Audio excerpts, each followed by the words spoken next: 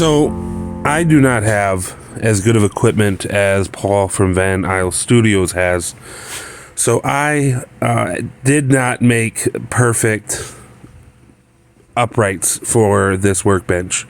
They were a little bit wide at top, and the cleats that he was originally using would not help pull that in. So instead of using the cleats, I made a spanning piece of wood that would hold the uprights in their appropriate position.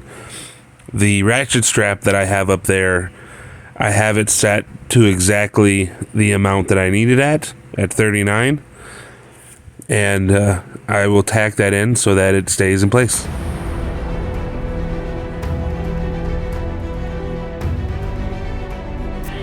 Same thing's going on here.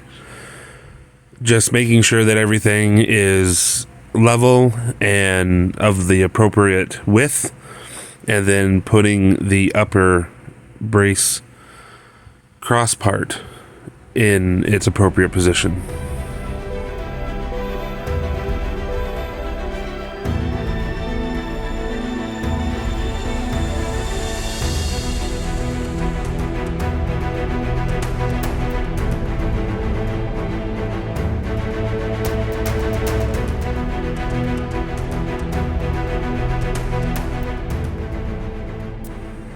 Here I am aligning the holes for the upper bracing side parts, because they will also get the large lag screws that I used in the lower frame.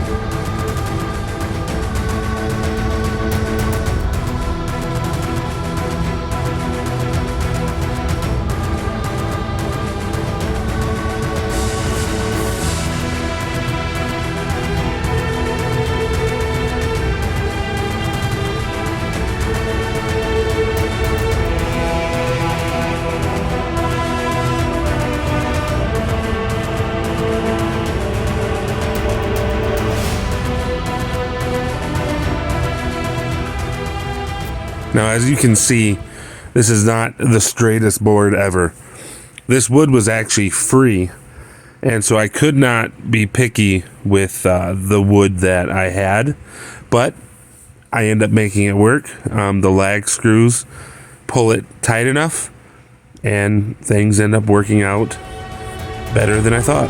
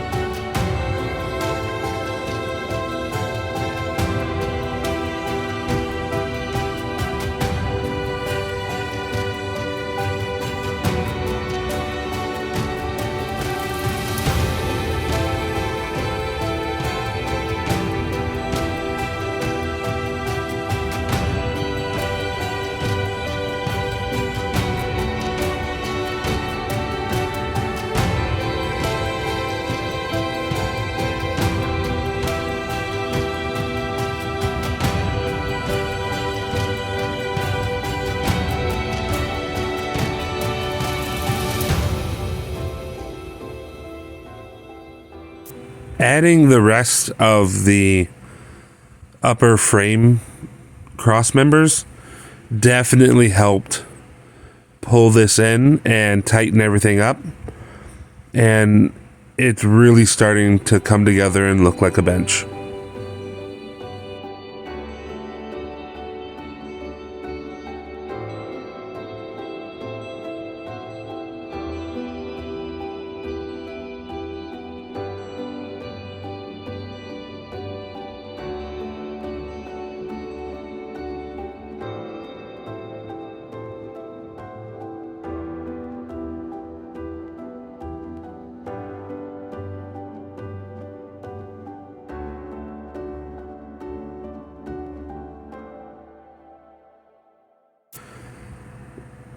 I am setting my saw up so that I can cut the lower pieces for the part of this bench that is going to become the rotating miter bench.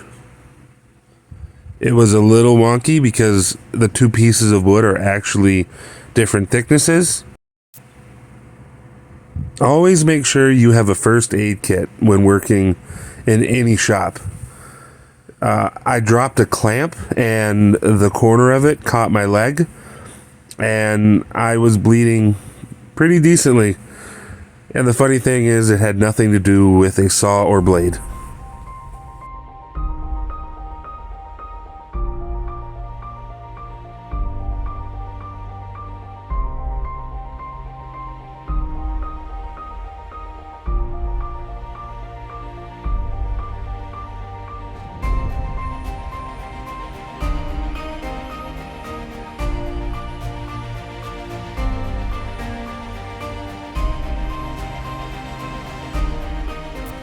Here I am drawing out the diagram for the rotating part of the bench that I will have to router out after this.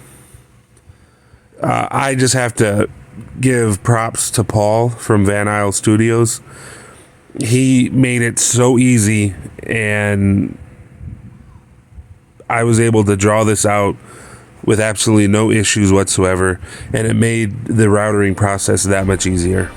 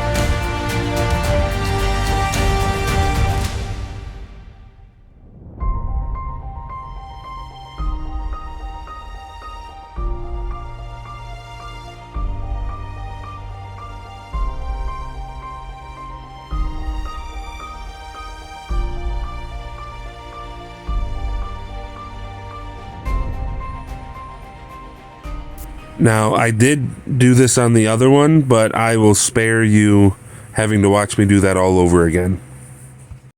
Here I am adding a piece of wood so that it does not create tear out when I router this section. Another great tip from Paul.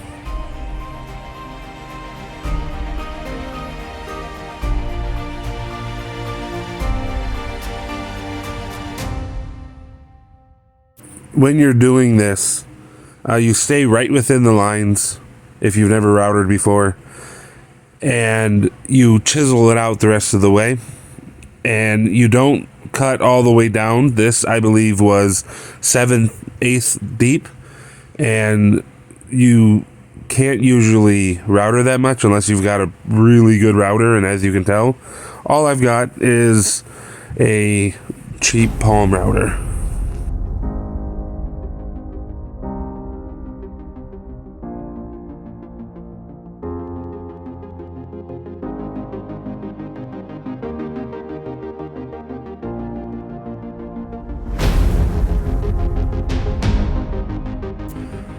It's a little tedious constantly having to readjust, but you get there with patience and taking your time.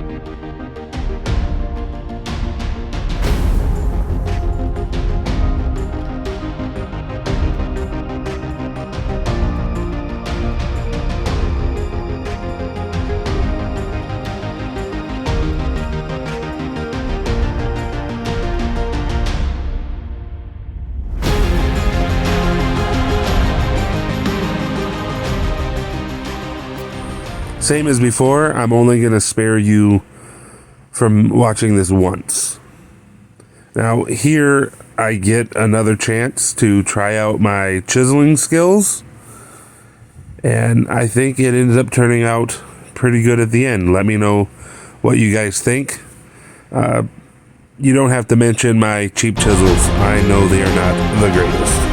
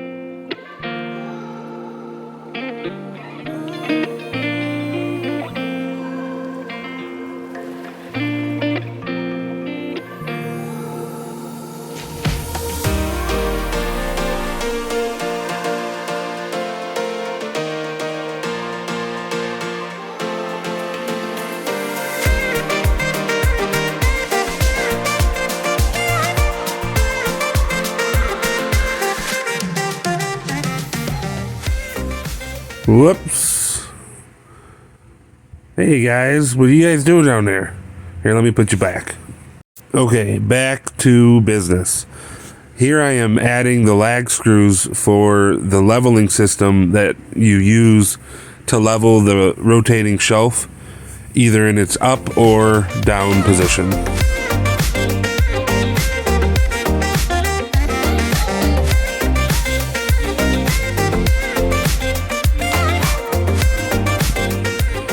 And finally, I can drill the hole for the pipe that is used to rotate this shelf.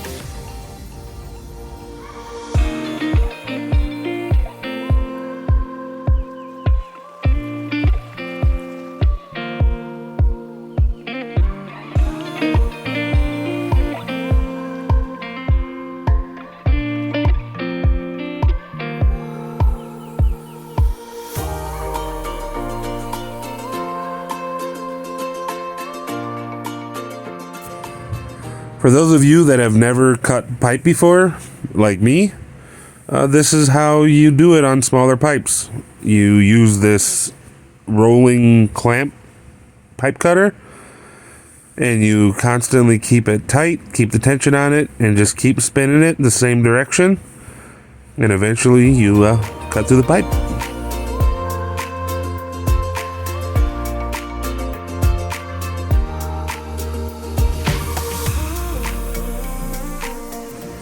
Here I am cutting the slots for my rack and pinion fence system on my table saw. This is so I can use the full capability of my fence.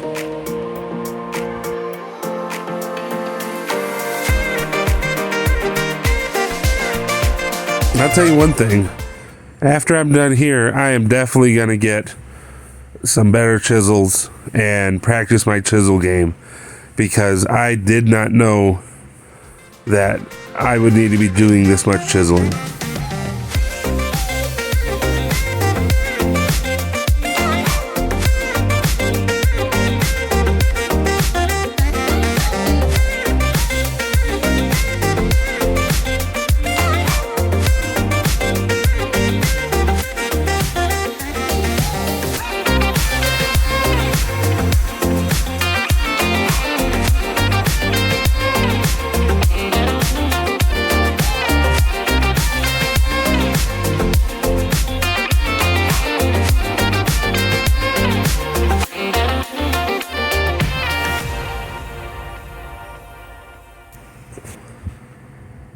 Since my bench is not as perfect as Paul's was, because I could not properly process my wood, instead of cutting this beforehand, I decided I was going to cut it to the table so that it is a much better fit and finish at the end.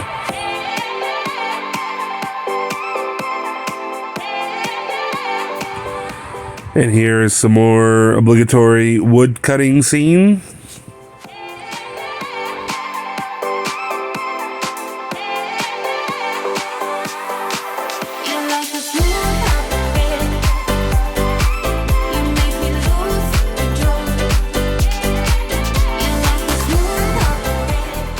Having added these final upper frame pieces, brace pieces, whatever you want to call them, it definitely made this much sturdier, and I actually started feeling good about this process.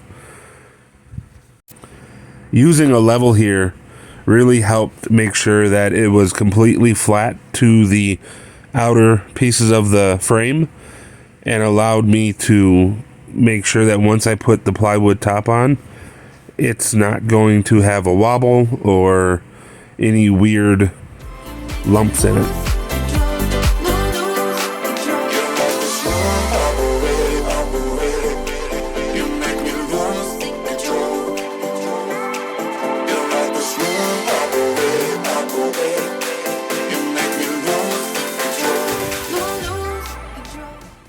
Now, I did not record me making this section. I don't know where the video went, but this is what I ended up working on. These will be used to level the saw shelf and allow it to be perfectly placed within this bench. And here's what the actual shelf looks like. The table saw will go on top of there, and the rest of the bench can be used as outfeed. Here, I am marking what I need to for the rotating miter section. I wish I had some better perfectly square measuring tools, but you use what you got and you make it work.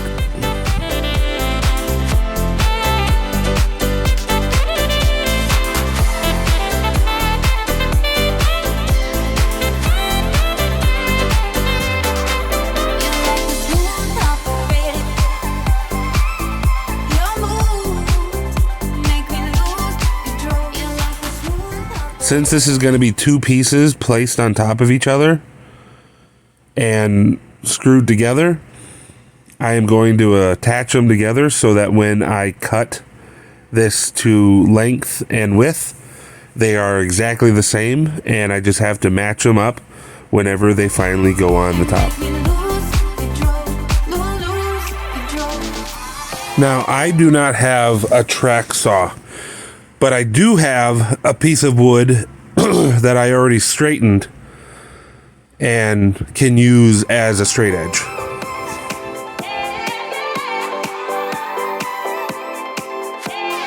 Paul's original design was for a top that was 96 by 48.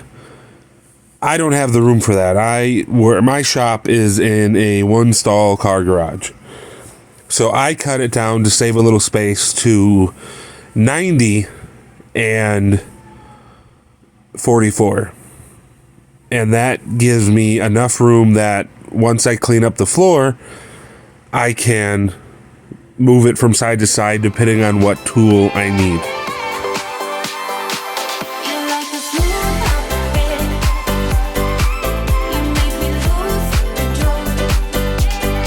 Now, without a track saw making it perfectly straight, there is a lot of adjusting that you do to make sure that it is just right. But in the end, I ended up getting it and it ended up working out.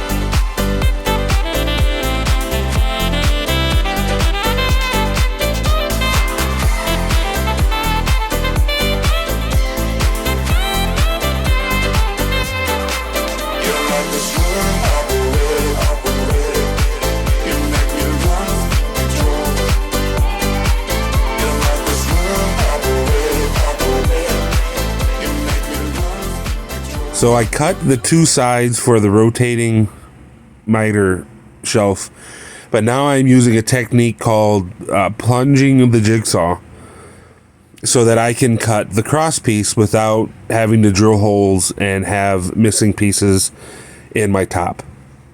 If you don't know how to do this, don't attempt it for the first time on something that you want to be nice. Try it out on a scrap piece and see if you can make it work.